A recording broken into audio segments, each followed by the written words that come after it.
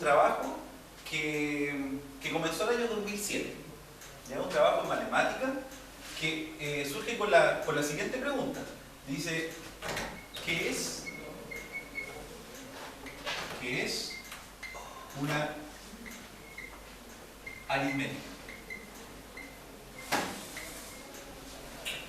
Preguntar qué es una aritmética significa preguntar acerca de los fundamentos de lo que nosotros hemos construido como civilización durante toda nuestra era humana. Es una pregunta profunda y una pregunta que es coherente con mi profesión, que es profesor de matemáticas. Porque la pregunta natural que uno se hace cuando uno enseña, ¿qué es lo que estoy enseñando?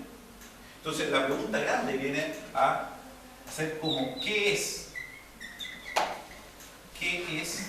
en realidad la matemática? Pero aquí podemos decir entonces, también nos podemos preguntar qué es la física, qué es la química, ¿cierto? ¿Qué es cualquier área de estudio? Pero en particular, lo que nosotros como docentes nos preguntamos naturalmente cuando queremos iniciar nuestras carreras es ¿qué es lo que estoy enseñando? En particular, ¿qué es la matemática? Entonces por eso hay una confrontación entre matemática versus símbolos. Vamos a explicar por qué hay esa confrontación. ¿Por qué existe? Esta investigación está financiada por ALICE, que es una empresa, digamos, que trata de financiar, no exclusivamente, sino material, digamos, científico, o tratar de potenciar, digamos, las ideas originales, digamos, para que puedan ser divulgadas o presentadas. Entonces, creatividad e innovación. Nosotros estamos viviendo en el mundo, ¿cierto?, de las marcas. Es decir, antes eso, en la Edad Media, en el Renacimiento, eso no existía. Esta es nuestra realidad. Por esto nosotros convivimos todos los días. Los estudiantes se basan, sus razonamientos están basados, por ejemplo, ahí dice Disney, ¿cierto? McDonald's, Nike, bueno, hay varias apps, ¿cierto?, que principalmente eso nosotros convivimos en ese mundo. ¿Ya? Ese mundo nos da comodidad a nosotros. Ese mundo nos da satisfacciones súper interesantes y uno ve disfrutando a la gente todo ese tipo de marcas que hay. Colgate, por ejemplo, una marca de cepillado de dientes, ¿cierto? Antes no existía eso. Renacimiento, la Edad Media, eso no había eso. Pero eso es el confort que nosotros tenemos para vivir y disfrutar el mundo contemporáneo. Y abajito, ahí están los símbolos. Más, menos, por, división e igual. Entonces uno como profesor de matemática, ¿qué es lo que hace? Quiere motivar a los estudiantes con esos pequeños símbolos y tenemos todo ese tipo de, digamos, de creación. Es difícil motivar a un estudiante de quinto básico, de séptimo básico, decir, ¿sabes qué? Eso es más atractivo que todas las marcas que hay. ¿No? ¿Se entiende? Como la matemática como simbología no resulta ser atractivo. Ya basta uno poner, no sé, un símbolo de esta forma, la integral, incluso para las carreras de ingeniería, ya eso le genera un poco de estrés. ¿Ya? Y a los sociólogos que también de repente o la economista, que también este símbolo le puede ser muy útil, ya le está generando un poco de distancia, ya no quieren ver y no quieren calcular este tipo de cosas. Y eso es bueno, porque para eso se construyeron, por ejemplo, programas computacionales. El mundo contemporáneo nos alivió la carga que uno tenía. Entonces, cómo la matemática, digamos, se transforma ahora en algo motivador y que nos pueda generar creatividad e innovación. Eso es lo que nosotros queremos presentar en este trabajo. Eso es lo que conversamos. Vivimos en un mundo totalmente diferente a lo que se pensaba hace varios tiempos, digamos. Están las tablets, están los celulares, aparecen otros objetos que uno quiere estudiar. Antes, por ejemplo, la gente quería estudiar la naturaleza. Por ejemplo, Newton, ¿qué es lo que hacía? Veía entonces qué fuerza hacían que, por ejemplo, la manzana cayera. Él quería describir concretamente cuál era la fuerza que actuaba sobre ese objeto.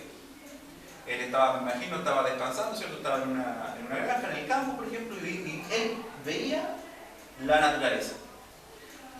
día, ¿qué es lo que vemos nosotros cuando salimos a la calle? Vemos chicos jugando con el celular. No sin ánimo de criticar, yo digo que es bueno. Si todas las cosas que yo creo que crea el hombre son buenas, el problema es cómo se utilizan. Pero yo veo a los estudiantes, entonces, con celulares, veo a la gente conectada y eso está bien. Entonces, eso hace que nosotros en algún momento tengamos que cambiar, o ya estamos cambiando en realidad, nuestra forma de comunicar. ¿Ya? Por ejemplo, ¿qué es lo que se encuentra uno ahora? Esto es una tablet, ¿cierto? ¿Cierto? La técnica de touch, eso es nuevo, reciente. Pero entonces uno más curioso uno dice, ¿qué hay adentro? Entonces aquí, uno dice, bueno, hay cobre. Primero hay cobre. Conductores, ¿cierto? Acá hay un ecosistema. Acá viven bichitos, ¿cierto? Que se relacionan con ciertas fuerzas.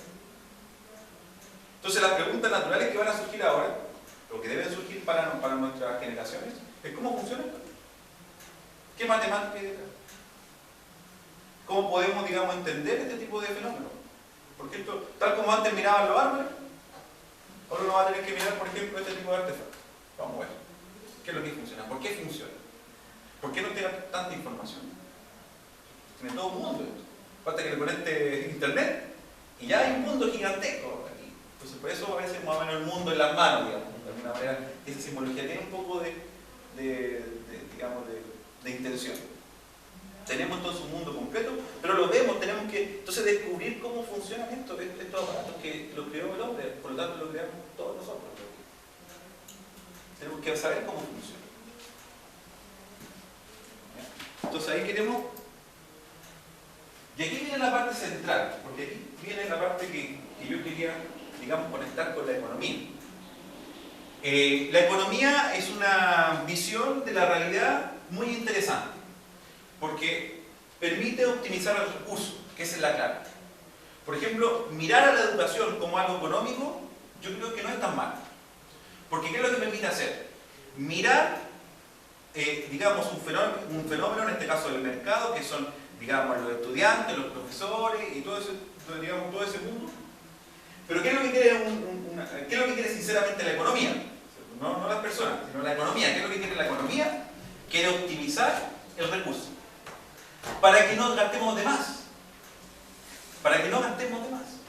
Y optimicemos todos nuestros procesos. Eso quiere la economía. La ciencia. La ciencia de la economía quiere eso. Y para eso tenemos que entonces nosotros ser fieles, digamos, a lo que quiere eso. No a lo que queremos, digamos, nuestros intereses particulares, sino más bien, ¿qué es lo que queremos? Optimizar. Y para eso, en resumen, yo presento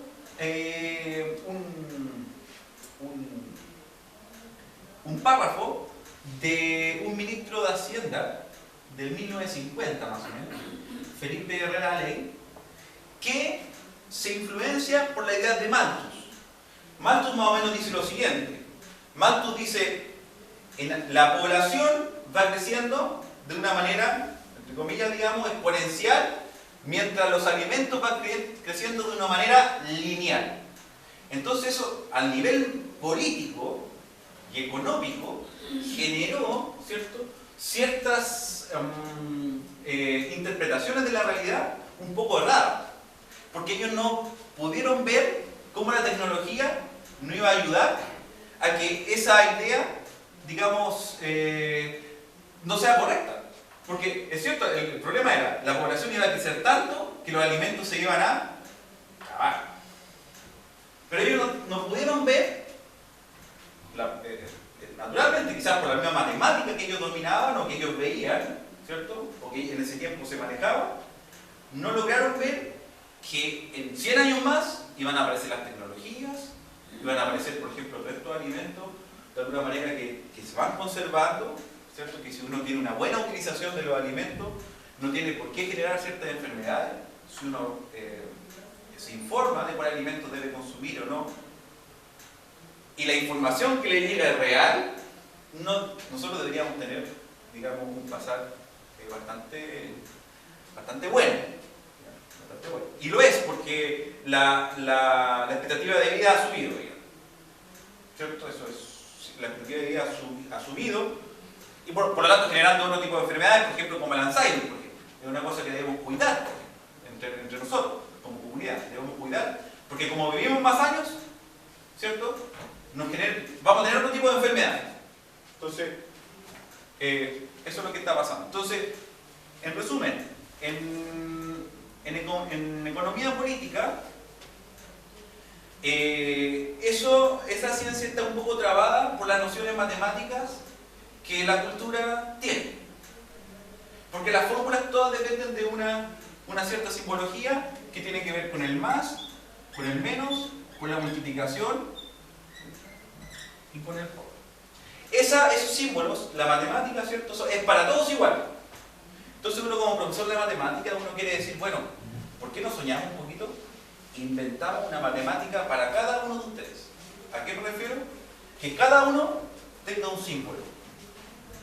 Son 4 símbolos, yo puedo armar todo un mundo matemático. Por lo tanto, todo un mundo económico. Por lo tanto, puedo armar mi interpretación de la realidad en forma matemática. De una manera libre. ¿Cierto? Entonces, un sueño de un profesor de matemática es decir, tome, cada uno tiene su propia aritmética. Para que cada uno pueda disfrutar la matemática de la forma que quiera. Entonces, bueno, queremos mostrar nociones creativas e innovadoras para la economía política. Eso es lo que queremos hacer.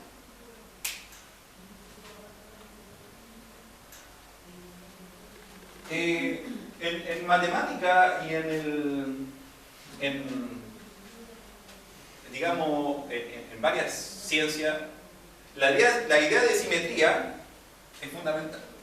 Por ejemplo, en el arte, que uno logra captar ciertas cosas, objetos que son simétricos, y parece que la pintura tiene cierta belleza o cierta característica, digamos, o cualidades que uno puede destacar como bellas.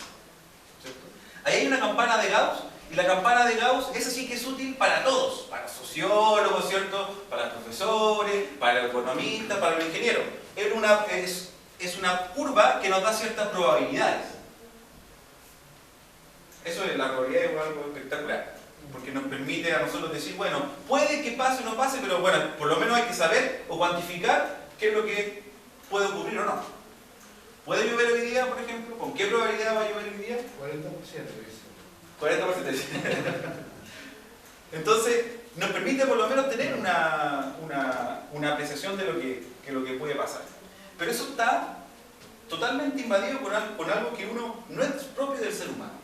Porque cuando a mí me dicen que la Tierra es redonda, eso es mentira. La Tierra no es redonda. ¿O es una esfera? No, es mentira. No es una esfera, porque si uno va a ver, por ejemplo, le saca una fotografía, de verdad, la esfera tiene que tener una forma un poco más achatada por las fuerzas, ¿cierto? Y está girando alrededor del Sol, ¿cierto? Y hay otras fuerzas, hay meteoritos, está la Luna. Entonces, en realidad, cuando me dicen que la Tierra, por ejemplo, es una esfera, uno debería decir no. La esfera es un objeto simétrico perfecto. Si uno lo divide, ¿cierto? Quedan dos mitades iguales. Simetría de perfecto. Pero eso es la simetría es una idea de perfección que uno tiene. La Tierra tiene que ser algo así. Si somos un cuerpo, no tan exagerado, ¿cierto? Pero puede ser, tampoco es tan achatada, tampoco puede ser como media achatada, puede ser como algo así. A los polos. Pero igual debe tener un funcionamiento acá a los lados. Yo estoy seguro. ¿Cómo? Un ovoide. Sí, y algo así. ¿Cierto? Bueno, ahí hay varias formas, pero seguro que si uno en la Tierra la parte por la mitad, no va a haber una simetría. No va a haber una simetría. No puede haber una simetría. Entonces uno dice, bueno, todos los fenómenos económicos se buscan, o de naturaleza incluso de salud, se buscan por ese principio de simetría. Entonces, en algún momento, nosotros presentamos es lo que un poco que quiero estudiar ahora, una curva de Gauss pero no tan simétrica. Eso es lo que quiero presentar. Una curva de Gauss que no sea simétrica. Entonces uno se pregunta, ¿existe una función? Aquí voy a hablar 2 minutos de matemática. ¿Existe una función como esa que está ahí, que sea una campana de Gauss, pero que no sea simétrica? Porque las cosas económicas no son simétricas, porque si nosotros nos partimos por la mitad no somos simétricos, aunque queramos, no somos, porque no somos, ¿cierto? Algo tenemos distinto a este lado que a este lado, ¿cierto? Entonces, uno dice, bueno, como matemático uno dice, bueno, quiero construir una teoría de la probabilidad, pero que no sea simétrica, más bien que sea proporcional. Entonces, por ejemplo, en vez de construir una campana de Gauss de ese estilo, no me quedo simétrica tampoco, quiero construir una campana de Gauss. ¿Cómo así? ¿Para qué? Bueno, después vamos a encontrar aplicaciones. Mientras queremos entender el objeto. ¿Podemos encontrar una función que tenga esa forma? La respuesta es que sí. La voy a escribir. Sería f de x igual a e elevado a x logaritmo de x a la menos 1. Esa función aparece un poco extraña, de verdad que parece súper extraña, pero en realidad cuando se teoriza, esa función es muy simple, y en realidad esa función que está ahí tiene una forma de una campana de Gauss que no es simétrica. Por lo tanto, me da la idea de presentarle esta idea a los economistas, ¿cierto? A las personas que hacen estudios, digamos, de comportamiento o de resultados de nota o cosas del estilo, porque esa campana, esa distribución normal, cuando uno hace un estudio, por ejemplo, ¿cómo le fue al estudiante en el curso de historia? ¿Cierto? ¿Cómo le fue en la prueba? Uno ocupa ese principio, esa campana de Gauss. Entonces, yo creo que podríamos hacer ese estudio y otro. No estoy diciendo que ese estudio esté mal, sino al contrario, está súper bien, pero creo que uno puede mirar entonces de otra perspectiva ese tipo de fenómenos. Porque no somos para nada simétricos. Nuestro cuerpo no es simétrico, por lo tanto, si juntamos a 5 personas, para nada va a ser algo simétrico. Entonces, bajo ese principio uno quiere construir. Ojo, estoy pensando ahora como estudiante, entonces, en el sentido de que ¿por qué yo no puedo construir mis matemáticas? ¿Por qué yo no puedo cambiar los símbolos y construir mis funciones? Mis propias funciones. ¿Cierto? Entonces eso es lo que queremos ampliar, y eso genera, imagínense los modelos de negocio. Que a alguien le digan, ¿sabes qué? Tú puedes elegir la aritmética. Yo creo que ahí hay unas nociones creativas que estaríamos entregando a los futuros profesionales, digamos, para que entiendan el modelo económico. Estaríamos entregando herramientas bastante sólidas para que ellos puedan construir sus modelos de negocio. Con esta idea, cuestionemos la aritmética. ¿Lo podemos cuestionar? Sí, concretamente sí. Y aquí estamos casi terminando. Me voy a enfocar solamente en una etapa de la historia. En el Renacimiento, los símbolos matemáticos que estaban acá no eran estos, no eran estos. Estos símbolos no existían en el Renacimiento. No existían, no habían ecuaciones. Esta famosa ecuación de repente que aparece, ¿cierto?, en los cursos de matemáticas, ¿cierto?, una ecuación cuadrática. No se preocupen, porque hay computadores que resuelven eso, así que da lo mismo, ¿cierto?, si uno sabe no resolverlo. Hay computadores que van a resolver ese ejercicio sin ningún problema. Y bien. Entonces, pero interesante esto, que las ecuaciones de este estilo en el Renacimiento no se escribían de esa forma. Y si uno imagina la gran cantidad, digamos, de obra humana, arquitectónica, ¿cierto?, de ciencias que se produjeron en ese tiempo, fue gracias a otra simbología. Entonces la pregunta es, quizás los renacentistas nunca quisieron construir los solares. Quizás nunca quisieron, no les dio la gana. A los egipcios, por ejemplo, culturas milenarias, por ejemplo, uno dice, bueno, quizás ellos nunca quisieron viajar. Porque a lo mejor ellos hubieran podido construir aviones y viajar. Pero ellos no quisieron. Hoy en día, con la simbología, nuestra sociedad sí quiso globalizarse, conocer, entender el mundo de otra manera, saber que el tiempo uno ve el celular, entonces uno se da cuenta que mañana va a llover o no va a llover, para poder planificarse. ¿cierto? Entonces nosotros quisimos dar ese paso, de poder entender la realidad un poco más de cerca, y por eso tenemos esta simbología. Pero la noción creativa que yo dejo es, esto puede cambiar. Y uno puede medir, no solamente con la curva normal de Gauss, sino uno puede construir una teoría de la probabilidad con una función que no sea tan simétrica como la que nosotros imaginamos. Porque eso es una idealización de la realidad. Lo vemos con la esfera, o con la Tierra. La Tierra no es perfectamente esférica. Tiene que ser un ovoide un poco más achatado. Para finalizar, así empezó la exposición. Cuestionar qué es una aritmética significa dar a la comunidad la idea de que podemos cuestionar, digamos casi, en realidad podemos cuestionar todo. Todos los resultados que aparecen, me estoy centrando en la economía, son cuestionables. Porque detrás de un resultado sí viene una intencionalidad. Detrás del número sí viene una representación de la realidad, que es, digamos, dirigida de alguna forma. Yo puedo construir entonces la matemática, lo sumamos, la matemática con el 0 y el 1, pero también puedo construir la matemática con el 1 y el 10. Esas son las nociones que quiero entregar. Entonces yo puedo construir la matemática escolar con el 0 y el 1, o con el 1 y el 20, por ejemplo. Construyo dos mundos distintos. Dos mundos distintos. De apariencia distinta, digamos, pero con razonamiento muy similar. Porque somos seres humanos, a veces no podemos, digamos, nosotros no podemos extender mucho nuestras capacidades, y realmente yo creo, de verdad, firmemente, eso es lo que también estoy estudiando a un nivel quizás filosófico, por el momento. Ya tengo un poco el tema ya orientado para que sea más científico, pero a nivel filosófico, yo creo que si uno va caminando, uno puede decir, bueno, ¿cómo sumará las abejas? ¿Cómo sumará mi amigo, digamos, de la universidad? ¿Cómo sumará Juanito? ¿Cómo sumará un estudiante que le cuesta? ¿Cómo ellos están sumando? ¿Qué es lo que están pensando? ¿Cómo suma el computador? Entonces, la aritmética se presenta en la realidad como la probabilidad.